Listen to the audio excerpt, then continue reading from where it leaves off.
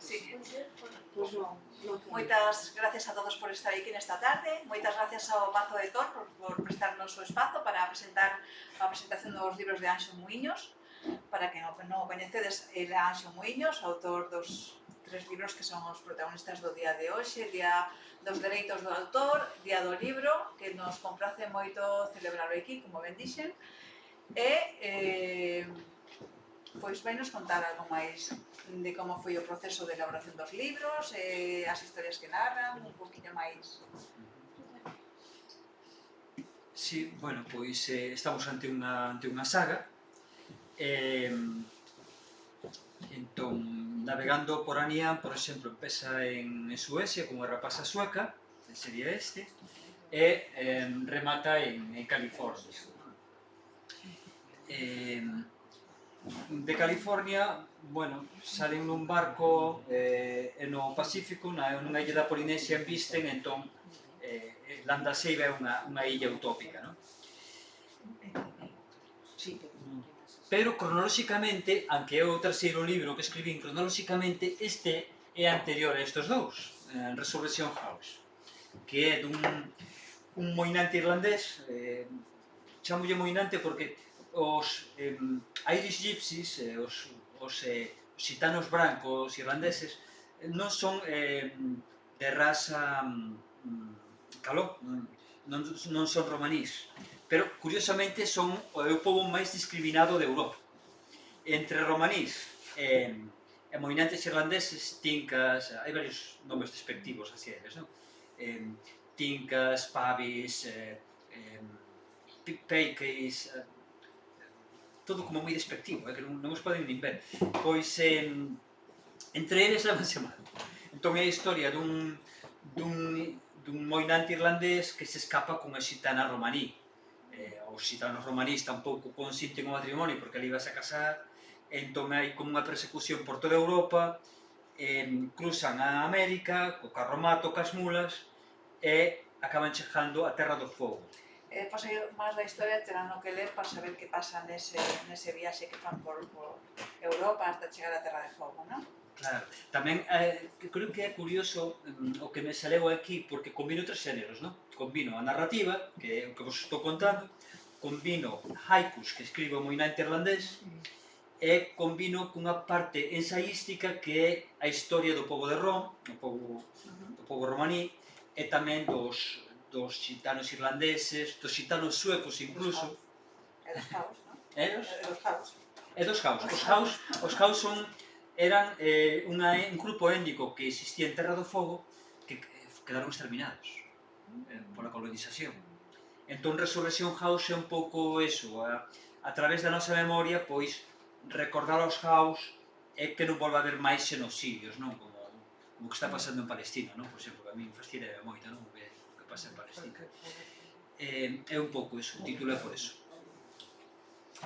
Bueno, continuamos despois, sería navegando por Anián, que é, pois, cando chegan a Nova York, a California, non? Sí, aunque tamén ao mesmo tempo hai unha doble viaxe porque tamén van polo norte de todo, polo paso do noroeste, o sea, por Alaska, polo norte de Alaska, e acaban chegando a Nova York tamén. Por iso ti falaste tú estes solapsos de Nova York, sí.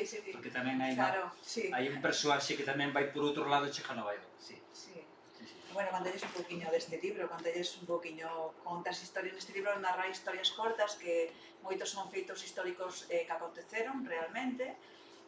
Bueno, podedes descubrir na lectura do libro feitos como, por exemplo, o da illa que foi presidio de... non? Está neste? Sí, na Abadía de San Francisco ao final remata un pouco con eso, non? Con Alcatraz, a illa de Alcatraz, porque había un tratado dos nativos norteamericanos co goberno estadounidense de as terras que foran, por exemplo, dos Lakotas, non estaban habitadas, non estaban colonizadas polos blancos porque escotaran o mellor os minerais que había máis xa, pois podían volver a ser ocupadas polos Lakotas, non?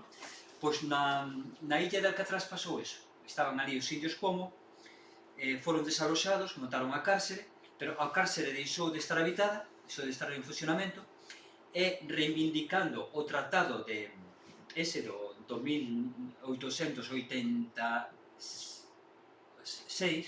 pois ocuparon a illa para reivindicar que se fixera A devolución. sí, Que ya devolveran aos... sí, pero non solamente Alcatraz Island, sino todos os territorios nativos, ¿no? Que volveran a más dos nativos. Sí, remata un pouco con eso, ¿no?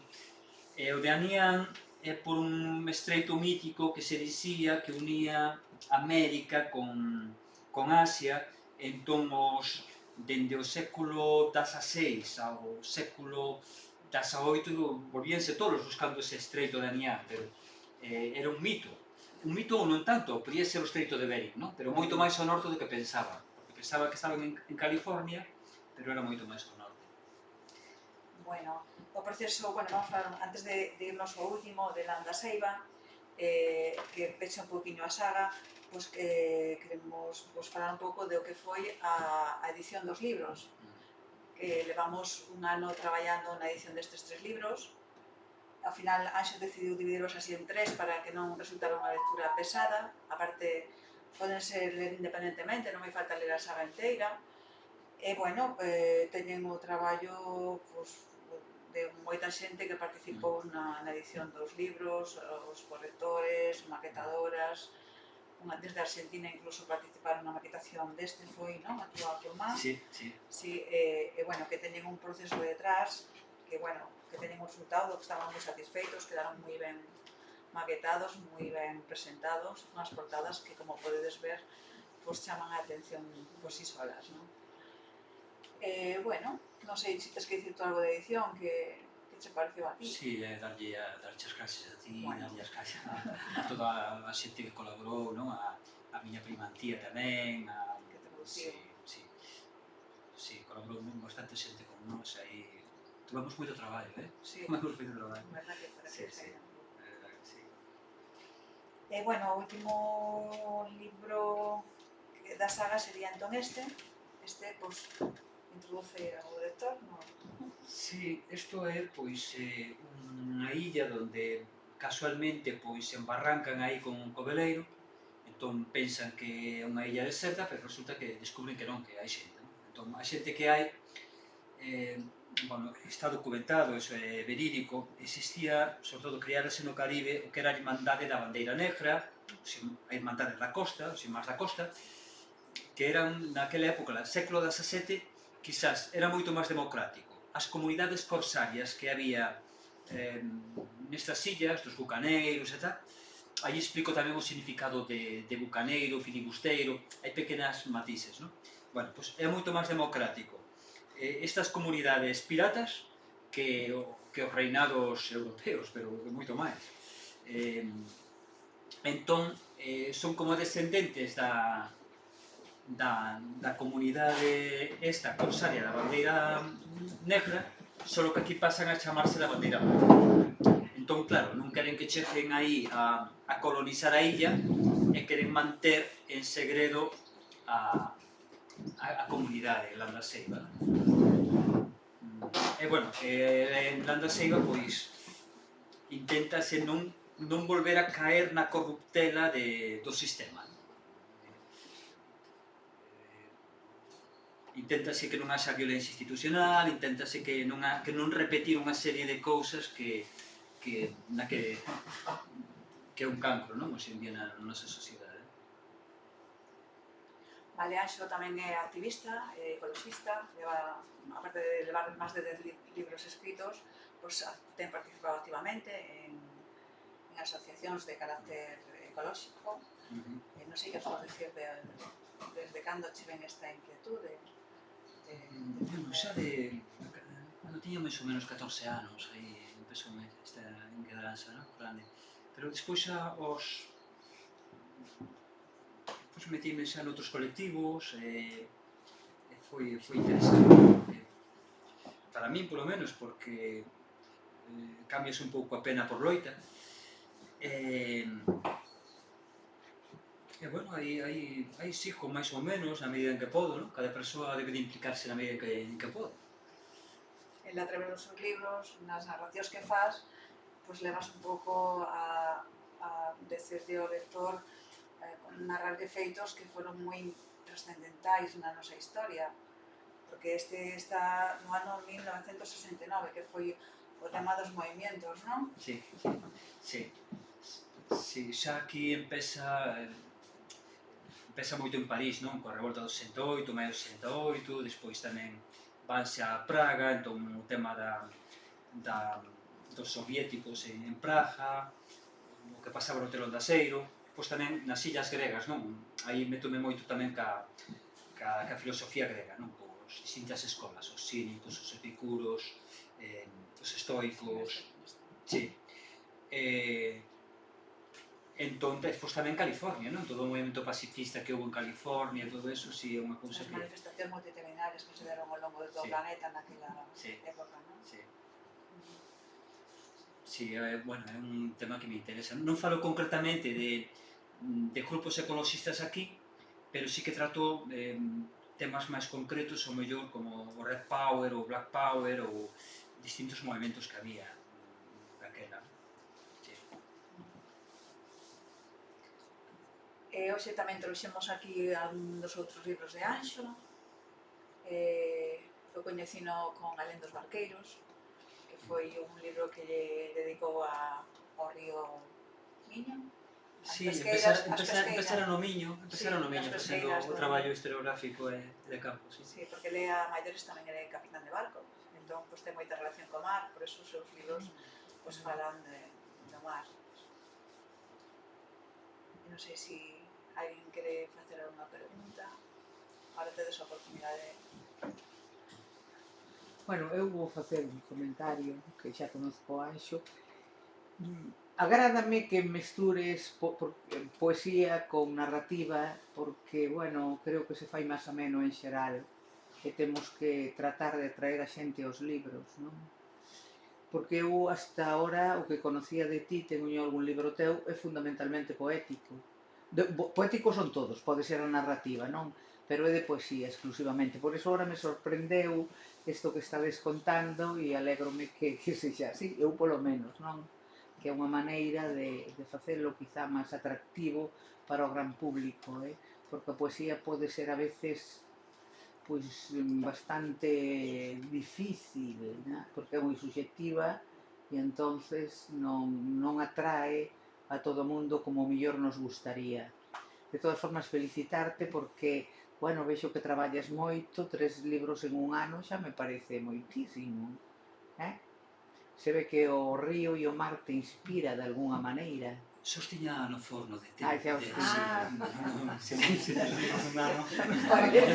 Estaban preparados. Sí, pero xa tiña os no forno, entón aquí o proceso de edición foi nun ano. Sí, entendo. De feito, podría ser un así de bordo. Claro. Incluso Resurrection House foi un proceso que foi moi cambiante, porque empecé nunha Argentina con un proxecto literario que tiña con miña prima, e do proxecto original cambiou un montón. Claro. De ser un poemario pasou a ser xa narrativa, que ao mesmo tempo vinculino á saga, cambiou un montón. Depois me tiña parte ensaística, entón, aunque é pequeno, para min foi un traballo inmenso. Darlle toda esa forma, volver a replantealo outra vez, volver a replantealo, bueno, foi moito traballoso. É que a escritura que se vai a publicar é complicada, non é complicada que escribimos para nós, porque todo o mundo seguramente que está aquí escribe, pero desde o momento en que decide publicar, dalle miles de voltas. Me parece, vaya. Sí. E volves a lelo, e volves a cambiarlo, e volves a cambiarlo outra vez, e pois falalo ca editora, e volves a modificar isto, e pois vais estar, verdad, continuamente, un traballo moi traballoso. Pois ele escribe en galego tamén, cantos tes en galego máis que en castelán, non? Sí, me parece que sí. Ahora mesmo xa son 5 conmigo, 3 en castelán e 2 en galego. Sí, eu empecé publicando en Cantabria, curiosamente, publicaron en galego. Os dos primeiros libros foron en... Entón, foi aí unha carambola, non? Porque non é fácil publicar fora de Galicia en galego. Eu tuve a sorte de poder facelo. Pero, despois tamén, Resolution House, como era para Argentina, pois empecé en castellano, entón aí tamén foi o rollo de, bueno, se isto vai en castellano, pois vamos a mirar de poñeros isto en castelán tamén. Foi un pouco por eso, non? Esta triloxía. Podese comprar en cualquier librería de España, por cual, pues, estando en castelán tamén ten outras portas a outra xente que non leen galego. Sí, tamén a través do Patronato da Cultura Galega en Montevideo, pois de feito vanme a chamar dun programa que se chama Sempre en Galiza para o 11 de maio. Tamén, bueno, estánme movendo por lá un pouco os libros en Uruguai, non? En Argentina tamén a mellorar algo, entón, bueno, é unha forma de, sí, de espallalo de outra maneira. Ahora, o próximo proxecto, me parece que queres facer unha traducción, non? É que tamén ando con a traducción, pero tamén con a continuación de Landa Seiva. Ando agora con a continuación de Landa Seiva de... Aí, bueno, xa verás, estou non complicando máis. Sí, sí. As preguntas por aquí? Alguén quere facer unha pregunta? Bueno, dicir que o precio dos libros hoxe teñen un precio especial por ser o día do libro. Son a 15 euros, inda que hai un de 20, outro de 19 e outro de 18. Hoxe quedan os tres ao mesmo precio, por ser o día que é, por estar aquí e por habervos achegado a acompañarnos. Perdón, non che conmove escribir un libro sobre a navegación? Sobre a vida, a túa vida feita na navegación? Biográfico, refires? Sí. Nada, de momento non. Además, todos teñen un chisquiño de biográfico, non? É inevitable. Pero bueno, que... Perdón. Sí, sería aburrido, creo. Tú crees? Para ti que faz o traballo, pero para os demais non sería aburrido. Oye, aprenderían grandes cousas por o teu pasaxe do río, do mar e desas cousas. Sí, en ese sentido, o que sí intento meter é unha parte etnográfica, sobre todo en O alén dos barqueiros vai moito, en algún con glosario, non? Donde, sobre todo, termos en galego que se perderon, pois recuperados. Por exemplo, isto pois, chamaríase en galego unha palabra que casi se perdeu, non lle escoitas agora a ninguén, unha xineira, pero cando eu era neno, pois un cabiño así fino chamábase unha xineira. Unha corda máis corda, que sería para amarrar un risón, unha áncora, sería unha veta. Había unha nomenclatura moi rica xa en cabullería, non? Pero en moitas máis cousas, non? Por exemplo, xinque é unha manobra que se fai nunha jamela, unha xalana, entón, na popa da embarcación leva un burato e co remo faise este movimento como os gondoleiros en Venecia, non? E fai avanzar a embarcación. É unha cousa que hoxe en día xa ninguén sabe facer, ni siquiera casi quedan xa embarcacións tradicionais deste tipo, con xinquideiro. É unha cousa que se perdeu totalmente, non? Por iso este libro titulino Xinque. Nese sentido, por unha recuperación etnográfica. Non sei se contestín así a tua pregunta. Sí, creo que sí. En realidade, eu creo que máis que nada por as vivencias da xente que vai contigo transportada dun sitio a outro, que a veces teñen cousas moi interesantes, tamén xeográficamente, claro. Sí, tamén me comentaba un amigo cando andaba no Buco Hospital, que tiñamos base en Santander, comentaba un amigo, por que non faz aí dos persoaxes que estamos neste barco, pois, tal, pero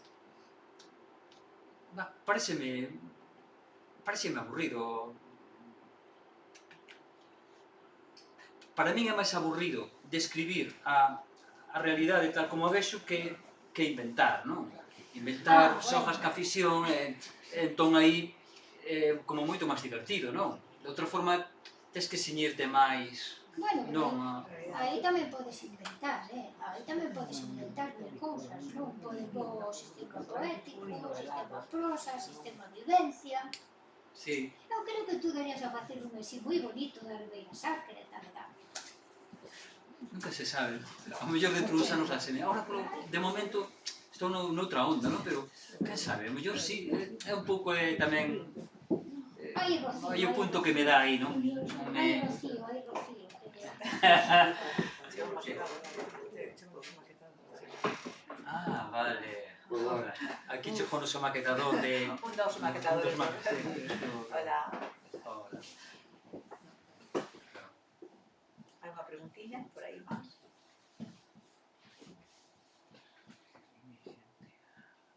Nadie ten máis inquietudes en preguntar. A ver, eu quería preguntarche, Anxo, si tú que viaxaches moito en barco polo longo do mundo, non che gustaría facer un libro nun futuro sobre o mar en Galicia? Sobre o mar en Galicia, sobre a pesca galega e cousas así. Eu creo que unha persoa que a túa experiencia podría aportar un montón con esa perspectiva, porque ao final, aínda que aquí somos un concreto de interior, Galicia é mar, e interior é mar.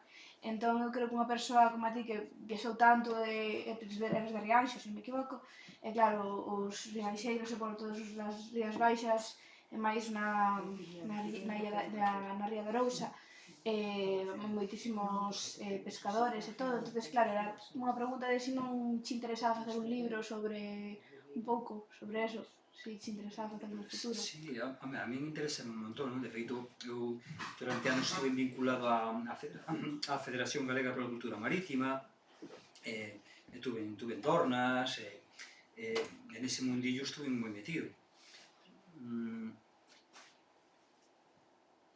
Pero xa, eu creo que xa hai bastantes traballos etnográficos sobre eso, entón, tamén é un traballo arduo, non? Andar facendo exclusivamente algo etnográfico é traballoso. Eu creo que habría que acompañalo mellor de ilustracións para que se viran como os tipos de embarcacións que había que desapareceron. E sí que eu, de feito, en máis alá de Ulises sí que hai algunha ilustración que fixo Humberto Loureiro, aquí salen embarcacións típicas galegas, non? Por exemplo, isto é da Lagoa da Antela, esta embarcación que vedes aquí, que, bueno, desapareceu porque xa a propia lagoa desapareceu, claro, por desgracia. Entón, sí que salen embarcacións tradicionais que había, por exemplo, este é o Caruncho, que era do Baixo Miño, aí da zona esta de Tui, Vilanova da Cerveira, pois era a embarcación típica de aí, que é unha embarcación que hai quen sostén, como Staffan Morling, un historiador, que é de orixe vikingo, polo tipo de construción, así de vai sobremontada a madeira, e o tipo de vela que é unha vela de cadro, non? Esta é unha embarcación típica do río Sil, pero tamén as había no río Sil, porque era de carga, que era para levar gando, que facían esta curva para que as vacas non se asustaran ao pasar de terra á barca, que non viran a agua, que non se É asustaran. tamén do Miño, me parece. É tamén do Miño, sí. Que está en Arxeriz, no museo. Sí, este era moi común este formato. E tamén o barco de Dornas, que isto era máis do Miño, máis que do Sil, que eran dous troncos escañados e unidos por unha cuberta, un piso que chamaban pisados, e era como un catamarán. Entón sí que a min tírame moito facer isto, non? Pero ceñirme solamente ao etnográfico, para min, actualmente resultame un pouco aburrido. Prefiro máis ben crear. Ambientar unha novela non ten por que ser etnográfica, unha novela nas Rías Galegas, nos mares galegas, algo así. Pregunto, por curiosidade. Sí, o que pasa é que, claro, tamén eu non digo, vou facer un libro sobre isto. Non, a min venme como unha especie de inspiración, non sei como chamarlle, e digo, sí, faime ilusión e tiro por aí, non? Pero non previamente non diseño o libro. Veme unha idea, empezo a traballar sobre ela, vai fluindo, vai evolucionando ao mellor dunha forma diferente a que eu pensaba, pero agora mesmo non estou nesta onda tanto, non? Xa estuve en quizás, de feito fai moitos anos empezar a facer unha especie de os termos náuticos que cada vez temos unha colonización por parte da Marina Española, da Mariña Mercante e de tal, e moitos termos galegos, como dixen antes, da xineira, pois pérdense. Entón fai moito tempo que xa empecín a recoller e tal, pero darlle forma a eso de novela actualmente non me sale, simplemente. Pero estabas incluindo xa, de algún xeito, en todos os libros, en Alendos Barqueiros, en cada un deles, xa está recollendo esas cousas. Si meto verbas destas, e por no glosario especifico, non? Ou tipos de embarcacións, por exemplo.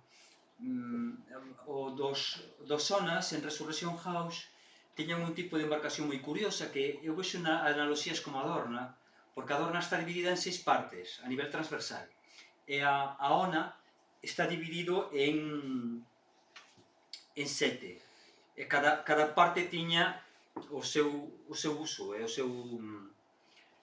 súa función, non? E na Dorna tamén, entón vinlle aí características comuns, curiosamente, non? Entón sobre eso sí que falo, dunha pincelada mellor sobre eso. Pero a nivel novela, sí, se algún día me dá o punto, pois non digo que non. De momento que xa estou aí ca continuación un pouco deste e deste, estou aí agora misturando como o final deste co final deste facendo un, non? E xa eso xa me dá moito traballo. Suerte!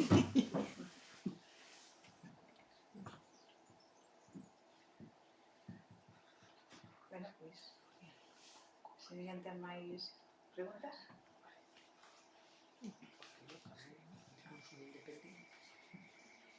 Podemos tomar o tempo.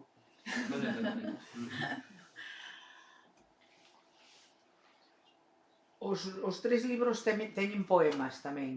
Non, solamente este. É que non me quedo máis, solamente haikus, sí. Sí, porque este como o movimento irlandés, pois vai escribindo como haikus, non? Sí.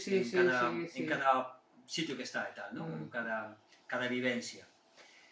Deste libro, estou agora co proxecto dun audiolibro, Irene Jamarra, unha amiga vasca, pois estamos mirando Ti escoitastes os haikus, non? Como recita Santi. É un grupo que se chama O Non Dual, e o Santi puxolle unha musiquiña e recítaos, pero a mí a verdade é que me resulta un pouco forte como recita ele. Ti escoitastelo tamén, non? E a ver se despois combinado ca parte narrativa que vai no ler Irene Gamarra, pois para un pouco, non? Esa intensidade que lle pon o Santi. Porque está facendo un audiolibro, a eso se refiere. Está facendo deste un audiolibro. Sí, entón, incluso a miña idea é facer un pouco de metaliteratura, no sentido en de que en Ushuaia, onde chegan en Terra do Fogo, hai unha editorial que ao mesmo tempo teñe unha emisora. Entón, dende a emisora van facendo como radiando a novela, entón é como se Doji sería Santi, cos haikus aí con esa intensidade, e Fiona McCrimmon sería a que lé a parte narrativa, a parte ensayística, non? Xojo con eso. Entón, convirto esa editorial ficticia nun metaescenario e fago metaliteratura desto, non? Non sei se me pillades idea, un pouco complexo aí un pouco. E a ver como queda, Ya que hablamos de lugares conocidos, en la última, ¿esa isla dónde estaría? Esta illa estaría nas Marianas, no archipiélago das Marianas do Norte. Entón, es que hablas de Polinesia. Sí, sería Polinesia, entre Hawái e Filipinas, aí. Na zona de Guam, por aí. Cerca, non estaría longe de Guam. Sí, de feito, Guam sería como a capital administrativa dese archipiélago. Sí, que pertenece a Estados Unidos. Sí, sei, non sei. Teño uns conocidos que viven ali. Sí, eu tamén conozo aí, dunha vez conocín aí, sei quen dis. Entón, sí, podría ser unha illa aí que con moitos arrecifes alrededor, inaccesible, podría ser. Sí, porque por inercia hay muchos. Hay tantos... Isla de Pascua muy conocida, Nueva Zelanda muy conocido, pero hay muchísimas que no lo son.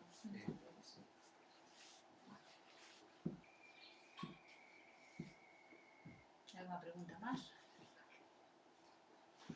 Bueno, pues apremia porque temos que pois todavía temos que asignar un libro a quen queira pois mercado, mentres tanto tomar un té.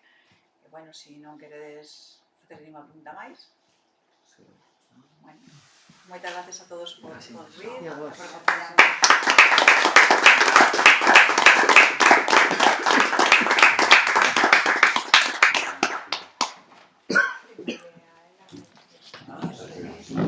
Después iré por el set de preguntas.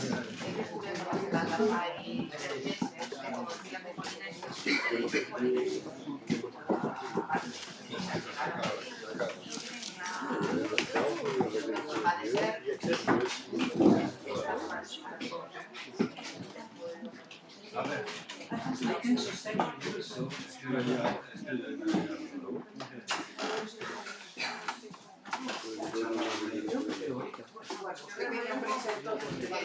Eu antes cando che dixen hola, porque dixen que eras unha infusora de grupo de versos.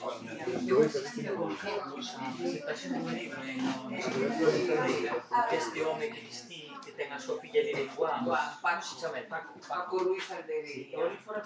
Escribe sobre mar. Que historia. Sí, historiador e además está vinculado a Marina. Mira, bueno, me sorprendí aí. Este que era para mí, pero non se chama Marás, que está no primeiro. É destos que eran para que estuveran con o fantástico do verano.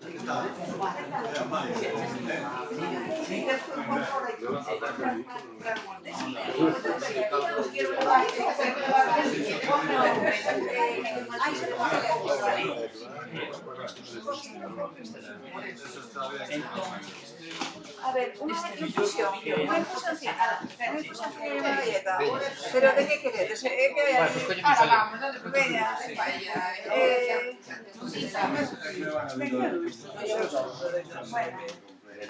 Pues, Si quieres una capa,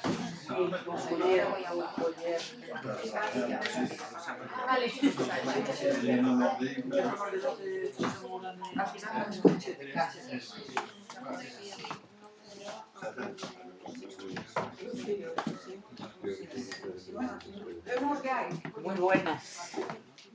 ¿Qué tal? ¿Cómo va? Hola. ¿Cómo va? Como siempre. Todo como siempre. Pasa que sabes que o problema é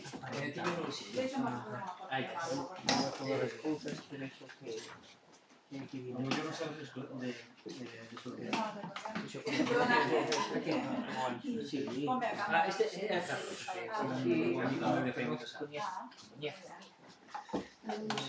Xa teño un libro, un libro de él, poemas. Pero bueno, moi ben. Me poñerei con él, despois todo o mundo.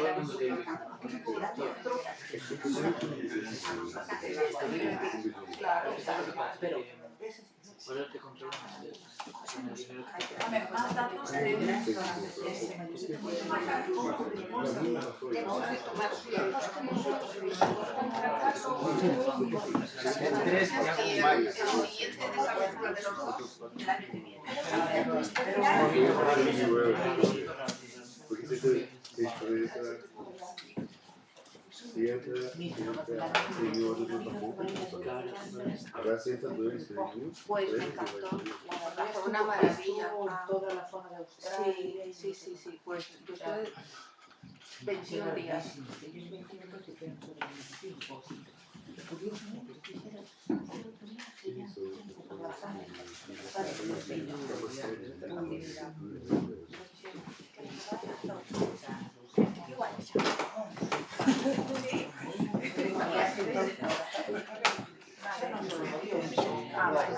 Y ahora,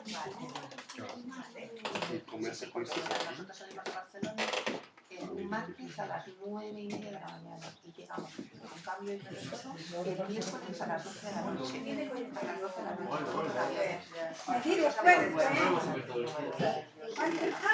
Es como una cosa.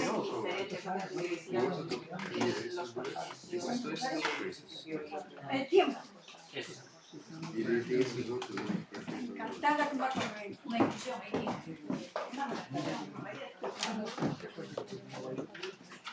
De Valeriana, de Terrabuno, de Ancho Muñoz.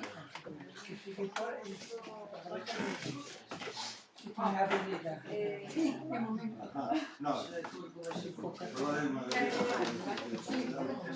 Y mucho Tarragona.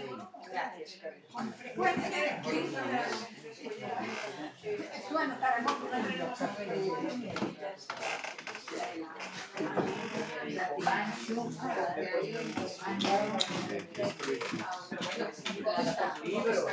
Sí. Temos un vínculo con Montaner Pascual. Sí, es verdad.